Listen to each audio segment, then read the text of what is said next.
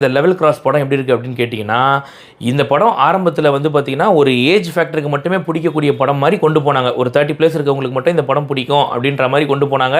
ஆனா, அதுக்கப்புறம் இவங்க ட்விஸ்ட் எல்லாம் ரிவீல் பண்ணி, இவங்க நம்ம எதிர்பார்க்க முடியாத அளவுக்கு ஒரு ஷாக் எல்லாம் குடுத்த உடனே, இத யார் வேணா பார்க்கலாம்டா அப்படின்ற மாரி ஒரு விஷயத்த இவங்க காமிச்சுட்டாங்க. அந்த மாரி இந்த படத்தை யார் பார்த்தாலும், இந்த படம் எனக்கு பிடிக்கல அப்படின்னு சொல்லவே மாட்டாங்க. அந்த மாதிரியான படமா எடுத்தாங்க.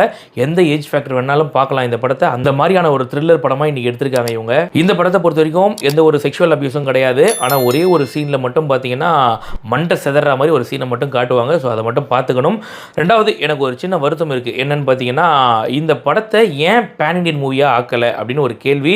2வது இந்த படத்தை அட்லீஸ்ட் நீங்க தயவு செஞ்சு தமிழ் டப்பிங்லயாவது விடுங்க அப்படின்றத கேட்பேன். இங்கிலீஷ் சப்டைட்டில்ல மட்டும் விட்டுருக்கீங்க. ஏதோ அதை வச்சு நாங்கள் ஓட்டிட்டோம் பரவாயில்ல.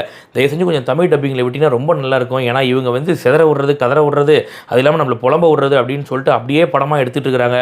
அந்த மாதிரி படங்கள்லாம் பேன் இண்டியன்